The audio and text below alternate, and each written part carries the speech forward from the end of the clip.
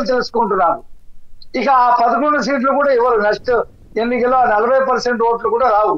ఎందుకంటే సహజమైనటువంటి రాజకీయ నాయకుడిలా ప్రవర్తిస్తే, సహజమైనటువంటి వ్యక్తిలా అతను ఉంటే మనం ఏదైనా సపోర్ట్ చేయవచ్చని చెప్పి ప్రజలు అనుకుంటారు.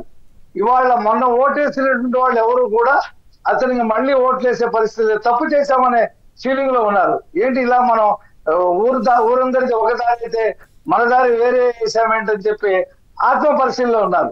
మా ప్రభుత్వం అధికారంలోకి రావడంతోనే పెన్షన్ల విషయంలో కానీ 2-3 అంశాలు చెప్పినవి చేసి రేపు ఆగస్టు 15 ఇంకో 2 చెప్పినవి చేస్తుండటంతో ప్రజల్లో ఒక రకమైనటువంటి ఫీల్ గుడ్ ఫ్యాక్టర్ రోజు రోజుకి బలపడతా ఉంది. మేము అసెంబ్లీలో అతన్ని పోయినసారి చంద్రబాబు నాయుడు గారు గౌరవంగా ఆల్ఫాబెటిక్ ప్రాతిపదికన కాకుండా మంత్రులందరూ చేసిన తర్వాత ఆయనకి ప్రమాణ స్వీకారానికి అవకాశం ఇచ్చారు. అది ఆయన కాదంట, ముఖ్యమంత్రి చేసిన తర్వాత ఆయన ప్రమాణ స్వీకారం చేయాలని. ఆయన దృష్టిలో ఏంటంటే మొన్న జరిగిన ఎన్నికలు కావు, ఆ ఎన్నికల్లో చంద్రబాబు నాయుడు ఏదో మోసం చేశాడు, ఏదో జరిగింది, నా దగ్గర ఆధారాలు లేవు, నేనేం చెప్పలేను అనేటువంటి బాధలో ఉన్నాడు తప్పితే ఇది రఫీ గారు. ఇవన్నీ అన్ని తెలిసినా నేను అడిగే పాయింట్ ఏంటంటే ప్రధానంగా డే 1 నుంచి సెషన్ లోనే ఫస్ట్ డే నుంచి ఆయన గొడవకి రెడీ అవుతున్నారు. నాకు తెలిసి అయితే మీరు కూడా ఇట్లా చేసి ఉండరు. ఫస్ట్ సెషన్ లోనే కూర్చుని ఉంటారు, అట్లా వెళ్ళుంటారు. కనీసం ఏదో జరిగిపోతుందని ఒక సీన్ కలరింగ్ పిక్చరింగ్ ఆయన బయట ప్రపంచానికి ఇప్పుడు ఎక్స్పోజ్ చేస్తున్నారు. అది ఆయన ఎంత తల కింద కాళ్ళు పెట్టి ప్రయత్నం చేసినా ప్రజలు దాన్ని రిసీవ్ చేసుకోలేరు.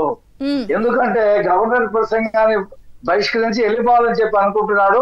అతను ఉన్నా, ఆయన పార్టీ వాళ్ళు ఉన్నా లేకపోయినా మేము ప్రజలకి చెప్పడం కోసం అసెంబ్లీని వాడుకుంటాము. ప్రజలకి మేము జవాబుదారి, జగన్మోహన్ రెడ్డికి జవాబుదారి కాదు, వైసీపీకి జవాబుదారి కాదు.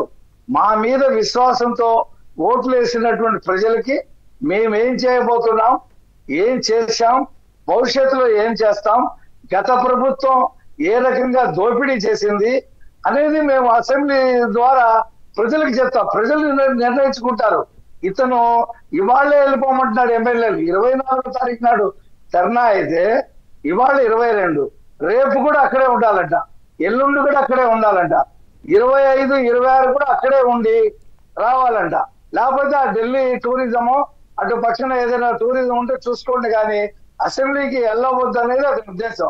ఇప్పుడు కేసీఆర్ ఇతని మీద కొంత పెట్టరు, అతని ఎమ్మెల్యేలు వెళ్తున్నారు, కేసీఆర్ మానేశాడు అసెంబ్లీకి వెళ్ళడం. సర్లేండి, అదొక డిఫరెంట్ కేసు. కాలు జారి పడింది, అది కాలు ఇరిగిపోయి బాత్రూమ్ లో కరెక్ట్ గా రేపు సెషన్ అంటే ముందు రోజు కాలు దెబ్బ తగిలిపోవటం, అది ఇంకొక వెర్షన్. ఆ తర్వాత జరిగిన సెషన్స్ కూడా అతను వచ్చేలా లేడు. రేవంత్ రెడ్డి గారు అంటున్నాడు కదా, ఏదైనా మాట్లాడితే వచ్చి అసెంబ్లీలో మాట్లాడుకుంటున్నాడు, కానీ అతని ఎమ్మెల్యేలు 38 మంది హాజరయ్యారు. కానీ ఇక్కడ ఆ పరిస్థితి కాదు. అది డైరెక్ట్ గా చెప్పకుండా కనీసం ఇందాక లక్ష్మణ్ గారు చెప్పినట్టు నేత ఎవరు అది కూడా చెప్పడు. ఎందుకు? ఎప్పుడు నేను ఎన్నుకోబడితే ఖచ్చితంగా రావాల్సి ఉంటుందేమో, నేను మానేస్తే ఇంకొక నాయకుడు తయారయ్యి అతను నేను అసెంబ్లీకి వెళ్తానంటాడేమో, ఎందుకు వచ్చిన కూడా అసలు ఎవరు నేత లేకుండానే నడిపేద్దాము అనేటువంటి ఒక విపరీతమైనటువంటి మనస్తత్వం, విపరీతమైనటువంటి పార్టీ. ఇవాళ అతను చేస్తున్నటువంటి ఆరోపణలు అన్ని కూడా అబద్ధాలు. నిన్న మా హోమ్ మినిస్టర్ గారు చాలా క్లియర్ గా చెప్పారు, నువ్వు 36 మంది చనిపోయావని చెప్పి నువ్వు మర్డర్ అయ్యారని చెప్పేసి మొన్న వినుకొండలో చెప్పావు.